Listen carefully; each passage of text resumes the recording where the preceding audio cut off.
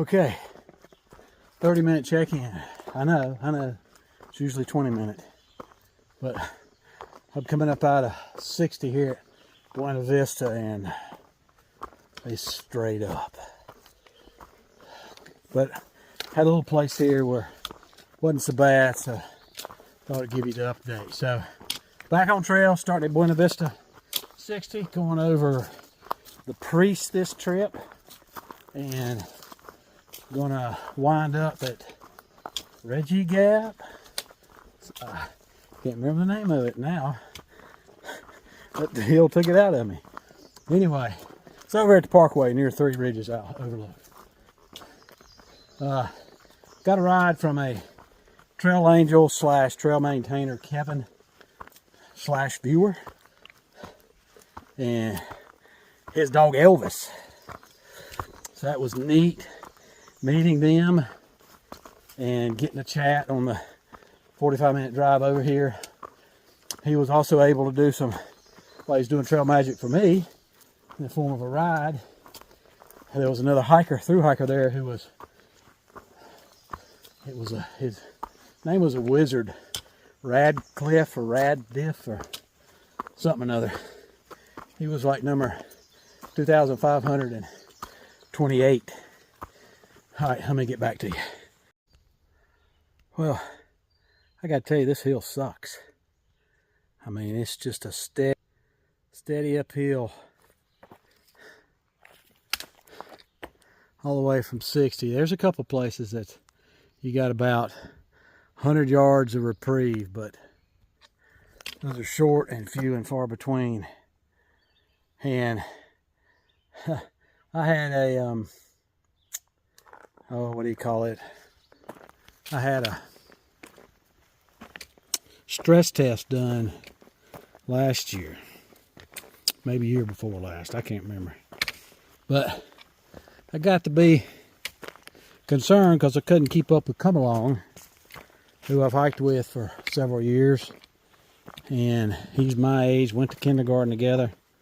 Of course, he's worked by himself in construction all his life pretty much, so he's a lot fitter than me, but still couldn't keep up with him on hills. So I went and had a stress test, and I've got two occlusions in some lower arteries, but nothing that the cardiologist told me that I should hold back from doing anything on.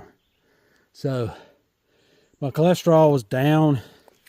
It was around 120, and it got down. I lost like 13 pounds. Of course, I've gained it all back, but it got down to like 69, 65 or something. So when I'd lost all that weight, and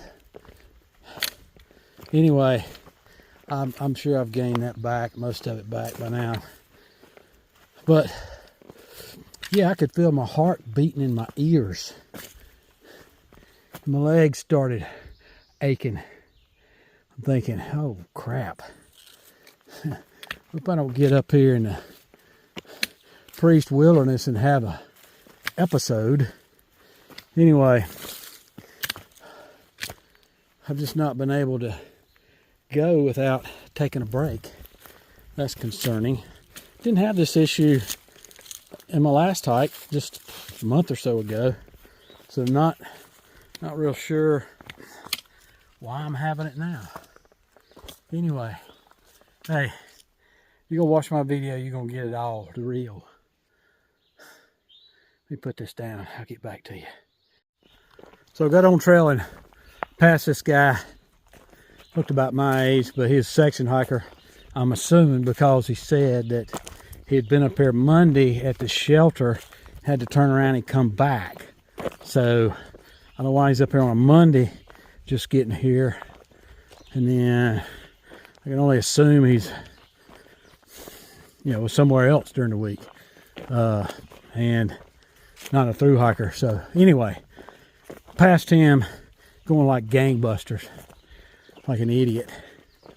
So that's one thing got my heart run up. And then just the freaking hill. So anyway, that's where we're at. So let that be a lesson to folks that are looking at this for the trail education for like a thru hike or section hike or whatever, but particularly a thru hike, I would recommend that if you have any age on you at all, and I mean 50s or above, I suppose, if you're going to take 6 months out of plan, a 6-month trip, and I don't know what it costs a month now to stay out on trail. It used to be, they say, $1,000. It's probably $1,500, but if you're going to budget $6,000 to $9,000 for a 6-month trip and take that money out of the market or have it taken out of savings or whatever, you need to make sure you're going to be able to make it and to plan 6 months of your life. And, you know, some of you may have quitted, maybe plan on quitting a job or something. So I would go get a stress test done.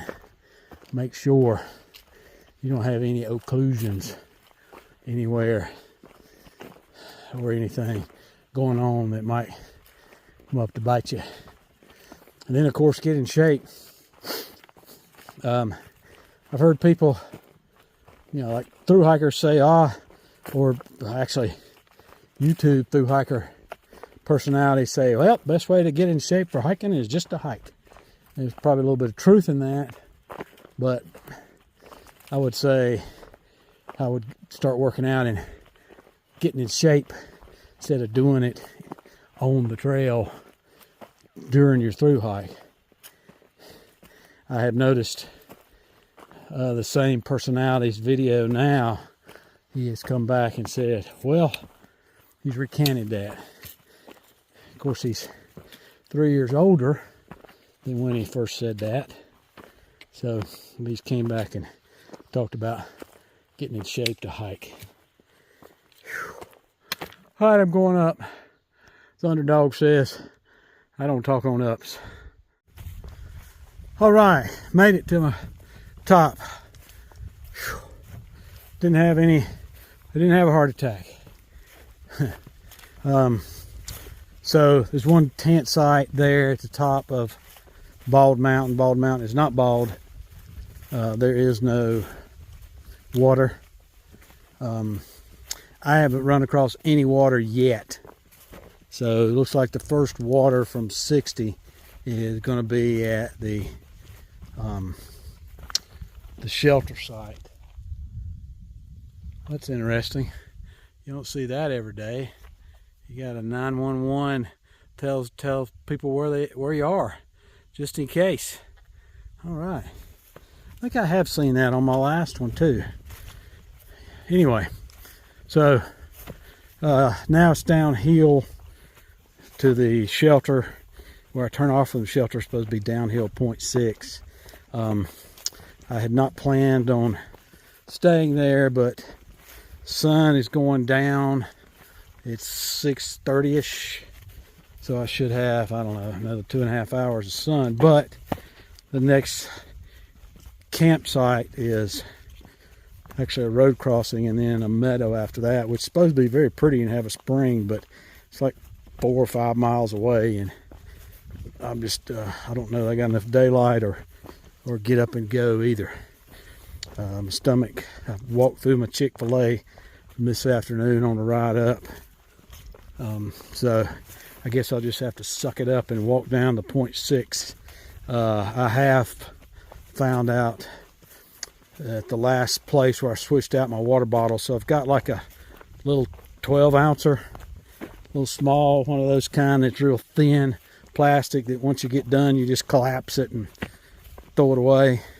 Well, I'm gonna have to keep it because I lost one of my bottles, my liter bottle, a liter smart water bottle, in Kevin's back of his truck. It must have come out on the way over here, rolled out of my pack, and I didn't catch that, didn't get it. And then also I do have another water bottle besides that little 12-ouncer, but it's a small, like a 3/4 or 2/3 of a liter, whatever that other smart water bottle size is.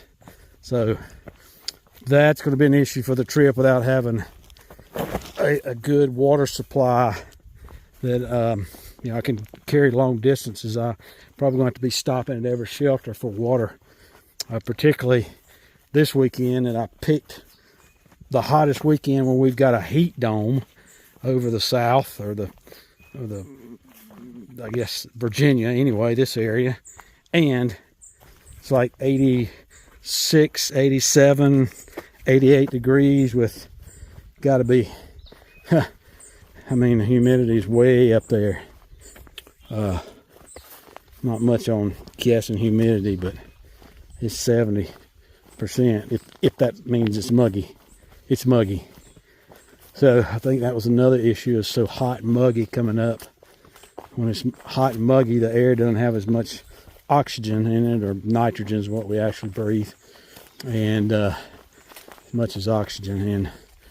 And so I maybe that was why I was struggling coming up, having to take so many breaks. I don't know, but I got about a mile to where the shelter breaks off. Unfortunately, it's going to be going downhill on stuff like that, I'm sure. So I'm going to lose a lot of elevation that I'll just have to do it again in the morning, and those aren't trail miles. Those are Blue Blaze miles. All right. So obviously I'm stumbling, getting a little on the tired side. I need to get me some gorp in me. Get a little bit of sugar flowing through into my system. You'd think it'd start eating my belly by now, but apparently it's going to give me a fit before it starts doing that. All right, chat with you in a bit. Well, I was planning to go see if I could make it to the hog camp gap instead of cow camp gap, which is where I'm at now. Shelter's half a mile off and it's downhill, so I was not wanting to do that, but it's 2.5 to hog camp gap, and it's uphill. I don't have it in me, so I am gonna make my bed down here, either in the shelter to see if there's a bunch of people, or in my tent. But that's the plan for tonight. So this will be au revoir for the night, unless I am unless I do it one more, unless I don't. In any case, that's where I'm going, downhill. Well, made it to cow camp gap shelter. Say that 6 times fast.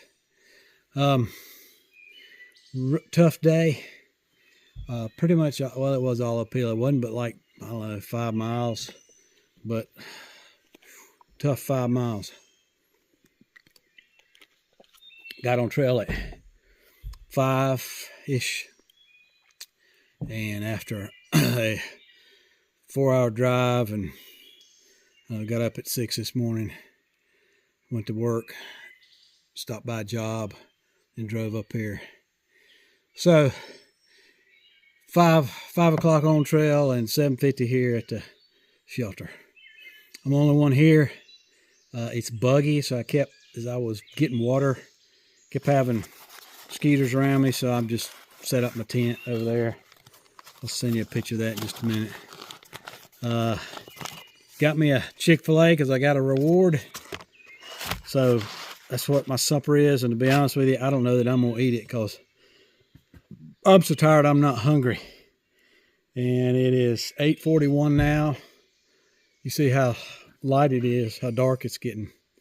So I'm probably going to eat a bite or two and call it a day. Because I'm wore out after getting here and getting unpacked, setting the tent up, getting water, not in that order. That's it. I'm done. I still got to blow my pillow up. All right, guys. That's it for day 1. Tomorrow we'll be going probably at least to the Priest. Probably where we're going to stay. I think it's 15 away. So we were 35 the whole trip here. I got mosquito bites all in my back from home. So I think the priest is 15, so that's probably where we're going. We got a up, down, up, and a couple of other roller coasters to get to the priest. And then the next day coming out, day 3 will be coming out. So there you have it. That's the trip. Appreciate you, Kevin, getting me to the trailhead today, and you and Elvis. Nice meeting you. And all right. I didn't say it at the beginning. I always do. I hope I didn't jinx it. Here we go. Or really, here we are. All right, guys. Have a good evening, and I'll see you tomorrow.